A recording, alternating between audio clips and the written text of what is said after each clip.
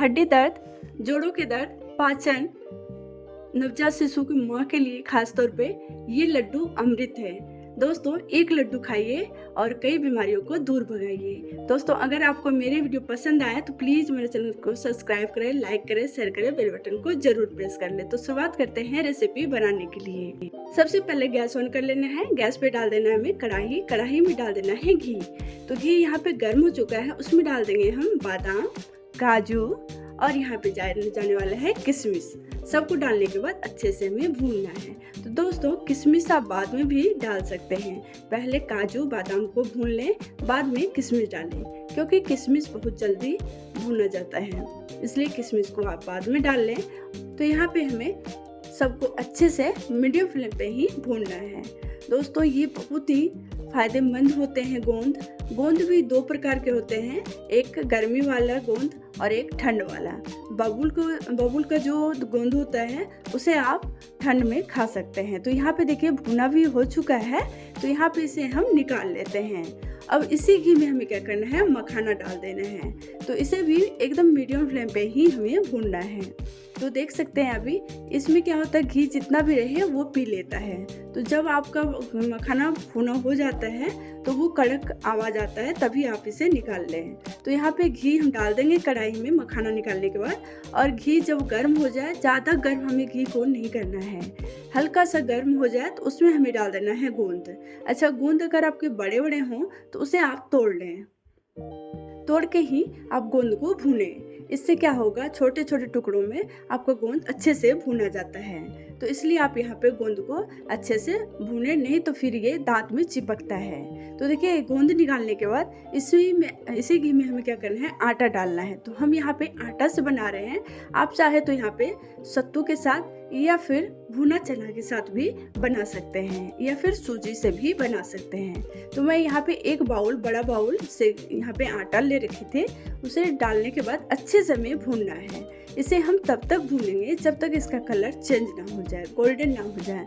तो बीच में आप घी डालते जाएं। इसमें दोस्तों टोटल घी यहाँ पे 1 पाव यहाँ पे घी खत्म हो चुका है। तो घी इसमें ज़्यादा लगता है, इसलिए ये हैवी हो जाता है और गोंद का जो तासीर होता है बहुत ही गर्म होता है। तो इसलिए ज़्यादा गोंद का लड्डू भी ना खाएं। आप दिन में 1 से 2 लड्डू खा सकते हैं और फिर कई बीमारियों को सच में आप दूर भगा सकते हैं। तो यहाँ पे आटा देखिए भुना हुआ हो चुका है और गोंद जो था उसे हम क्या करेंगे, इस तरह से क्रश कर लेते हैं। आप चाहे तो कोई भी बर्तन से भी इसको इस तरह से क्रश कर सकते हैं। दोस्तों, मैं शुरुआत में ही गोंद के लड्डू बना के रख लेती हूँ ताकि पूरी ठंड अच्छे से निकल जाए। ये बहुत ही अच्छे होते हैं हेल्थ के लिए, तो आप भी कोशिश करें ठंड में इसे बनाने की। तो यहाँ पे देखिए, इस तरह से क्रश करने के बाद आप इसे साइड में रख लीजिए। और यहाँ पे जो ड्राई फ्रूट्स हमने भून के रखे थे, आप चाहे तो जार में भी डाल के दरदरा कर सकते हैं। तो मैं यहाँ पे उखली में ही दरदरा कर ली हूँ। और फिर यहाँ पे सबको एक साथ मिला लेना है हमें, ड्राई फ्रूट्स और यहाँ पे गोंद और किशमिश जो भून के हमने रखे थे उसे भी इस तरह से मिला लेना है। और साथ में इसमें जाने वाला है जो आटा हमने भून के रखे थे वो, और नारियल पाउडर ज़रूर दें, टेस्ट में बहुत ही बेस्ट होता है। तो इस तरह से नारियल पाउडर डालने के बाद अच्छे से इसे मिला लें।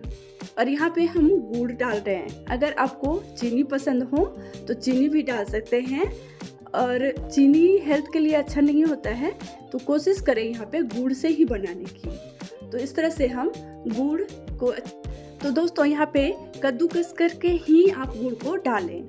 अगर आपको यहाँ पे मीठा कम लगे तो आप यहाँ पे चीनी पाउडर भी डाल सकते हैं। साथ में यहाँ पे मैं डाल रही हूँ घी हमें कम लगा मिलाने के बाद। और फिर अगर आपको लगे जो कि इसे हमें बहुत दिनों तक रखना है, क्योंकि ये 1-2 महीने तक रह जाता है, तो यहाँ पे आप छाली या दूध को ऐड ना करें। तो मैं यहाँ पे, क्योंकि ये बहुत जल्दी ख़त्म हो जाता है, तो मैं यहाँ पे 1 कप मलाई, घर का मलाई यूज कर रही हूँ। तो अच्छे से इसे मलाई डालने के बाद मिला लेना है। फिर इस तरह से हमें लड्डू बनाना है, जैसे आप लड्डू बनाते हैं लाई के, उसी तरह से हमें यहाँ पे लड्डू बनाना है। दोनों हाथ के बीच में रख के इस तरह से आप लड्डू बना के तैयार कर लें। और 1-2 महीने 2 महीने तक आप इंजॉय कर सकते हैं। और इसका टेक्सचर देखिए कितना अच्छा है और सच में दोस्तों मुंह में जाते ही घुल जाता है।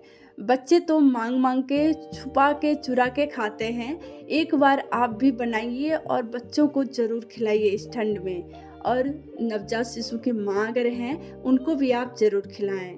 बहुत ही साथ में एक लड्डू आप रोज़ खाइए, पूरे दिन के थकान आप भूल जाएंगे। इतने फ़ायदेमंद होते हैं ये लड्डू। तो दोस्तों इससे पहले हमने गोंद के लड्डू जो बनाए थे, आप लोगों ने बहुत सारे उसमें प्यार दिए हैं। और फिर हमने भुना चना से लड्डू बनाए थे, उसमें भी आप लोगों ने बहुत सारा प्यार दिए हैं। तो हमें उम्मीद है आप लोग इसमें भी बहुत सारा प्यार देंगे और आप लोग भी इसे बनाएंगे।